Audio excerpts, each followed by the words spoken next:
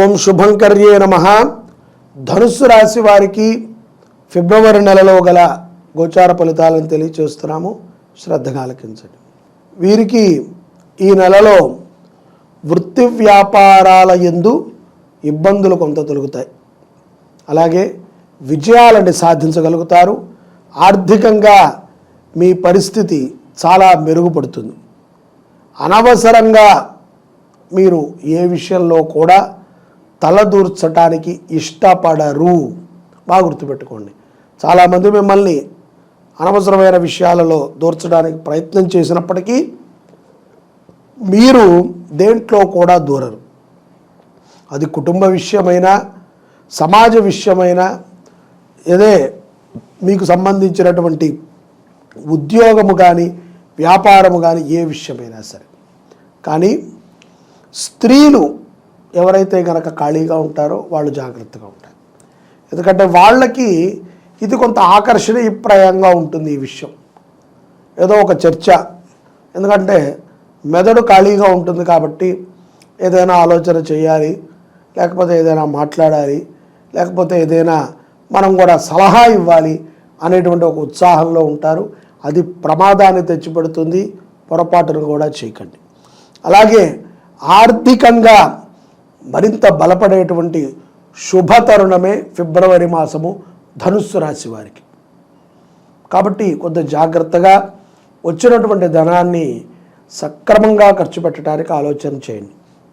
చాలామంది ధనుస్సు రాశిలో ఉన్నటువంటి జాతకులు షేర్స్లో పెట్టడము, స్పెక్యులేషన్స్లో పెట్టడము మనం చూస్తూ ఉంటాం.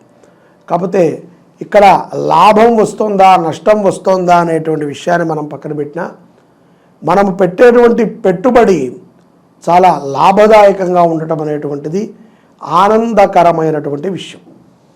కాబట్టి మంచిగా పెట్టుబడి పెట్టండి, మంచిగా లాభాన్ని పొందండి. వచ్చినటువంటి లాభాన్ని నిలదొక్కుకోండి. జూదములాగా ఆడకండి. అదేదో చిత్రంలో చెప్పినట్టు ఎప్పుడు మొదలు పెట్టామనేది కంటే ఎప్పుడు ఆపామనేటువంటిది చాలా ప్రధానం. కాబట్టి మోసపోయేటువంటి పెట్టుబడుల్లో దొరకండి. అలాగే కొంతమంది మిమ్మల్ని ఏదో పనికి రానటువంటి భూముల మీద పెట్టుబడికి కానీ లేకపోతే ఇతర షేర్స్లో పెట్టుబడికి కానీ రిక్వెస్ట్ చేస్తూ ఉంటారు. పొరపాటున కూడా వెళ్ళకండి. ఆలోచనతో విజ్ఞానముతో మీ యొక్క చాతుర్యాన్ని ప్రదర్శించి విజయాన్ని పొందండి. తొందరపడకండి. స్నేహితుడు చెప్పాడు, చాలా మంచి విషయం చెప్తాడు, నమ్మద్దు. మీరు ఆలోచన చేయండి. ఇవాళ రేపట్లో గూగుల్ చేస్తే ప్రతి విషయము తెలుస్తుంది. గూగులే అబద్ధం చెప్తోంది అంటే ఇంకా అమ్మ అబద్ధం చెప్తున్నట్టే. ఎందుకంటే దాంట్లో ఎన్నో పరీక్షలు చేసిన తర్వాత పెడతారు. డైరెక్ట్గా పెట్టేరేరు కదా. మనం అడిగింది అడిగినట్టు చూపించదు. అది మనం అడిగింది అక్కడ ఉంటే చూపిస్తుంది. కాబట్టి గూగుల్ ద్వారా కూడా కొన్ని విషయాలను మీరు తెలుసుకుని మీరు వ్యాపారాన్ని చేసుకోవచ్చు. ఉద్యోగస్తులు కూడా వాహనాలను కొనేటప్పుడు తిదివార నక్షత్రాలు చూసుకోండి. లేకపోతే తరచూ ఏదో ఒక ప్రమాదానికి ఆ వాహనం గురి అవుతూ ఉంటుంది. అలాగే ఫిబ్రవరి నెలలో ఈ యొక్క ధనుస్సు రాశి జాతకుల్లో ముఖ్యమైనటువంటి మార్పులు కొన్ని జరుగుతాయి. ముఖ్యంగా వివాహము కానటువంటి వారు యోగ్యమైనటువంటి సంబంధాలతోనే వివాహాన్ని పెట్టుకోండి. తొందరపాటుతో ఏదో దొరకట్లేదు అనేటువంటి ఆశతోనో లేకపోతే అత్యాశతోనో ఎవరిని పడితే వాళ్ళని వివాహాన్ని చేసుకుని ఇబ్బంది కాకండి. అలాగే వివాహం అయినటువంటి వాళ్ళు సంసార జీవితంలో ఒక మంచి అండర్స్టాండింగ్కి రండి. తల్లిదండ్రుల మాట వినటం తప్పులేదు, కానీ వాళ్ళే దైవం అనుకుంటే ఇంకొక దైవాన్ని తెచ్చిపెట్టుకోకూడదు. భార్య అనేటువంటి దైవాన్ని తెచ్చిపెట్టుకోకూడదు. కాబట్టి వారు దైవమే, కానీ వచ్చిన వారు కూడా దైవమే. కాబట్టి ఈ సామర్థ్యము కలిగితేనే వివాహం చేసుకోవాలి. నా తల్లి మాటే నేను వింటాను, నీ మాట వినను అంటే నువ్వు మాట వినక్కర్లేదు, కానీ అట్లీస్ట్ ఒక మనిషిలాగా గుర్తించేటువంటి స్థితి నీకు ఉండాలి. అది నీ మెచ్యూరిటీ లెవెల్కి లేకపోతే అది నీ తప్పిదం అవుతుంది. దాన్ని ఒప్పుకోలేక అహంకారం అనేటువంటి ఒక మాయలో తనది నింద వేసి స్త్రీ యొక్క శాపాన్ని మనం తీసుకోకూడదు. కాబట్టి మీరు ఒక మంచి అండర్స్టాండింగ్కి వచ్చి జీవనం గడపండి. విడిపోవటం అనేటువంటిది సులభమే, కలిసి ఉండటమే మనకి కష్టం వచ్చినా నష్టం వచ్చినా రేపు పొద్దున నీకంటూ ఒక వ్యక్తి ఉంటుంది అంటే అది నీ భార్య, నీకంటూ ఒక వ్యక్తి ఉన్నాడు అంటే అది నీ భర్త. కాబట్టి ఇద్దరూ కూడా ఆలోచన చేయాలి.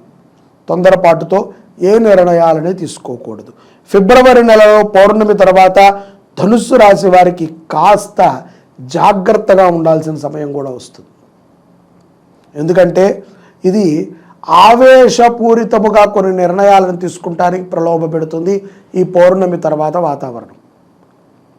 ఇందాక చెప్పినట్టుగా కుటుంబ వ్యవహారమే అవ్వచ్చు, విద్యార్థులకి విద్యా విషయమే అవ్వచ్చు, ఉద్యోగస్తులకి ఉద్యోగ విషయమే అవ్వచ్చు, వ్యాపారస్తులకి ఈ వ్యాపారం వద్దులే తీసిపడై ఇంకో చోట ఏదో పెడదాం, ఊళ్ళోకి వెళ్ళి కిరాణా కొట్టు పెట్టుకుందాం చెప్పటానికి సులభమే.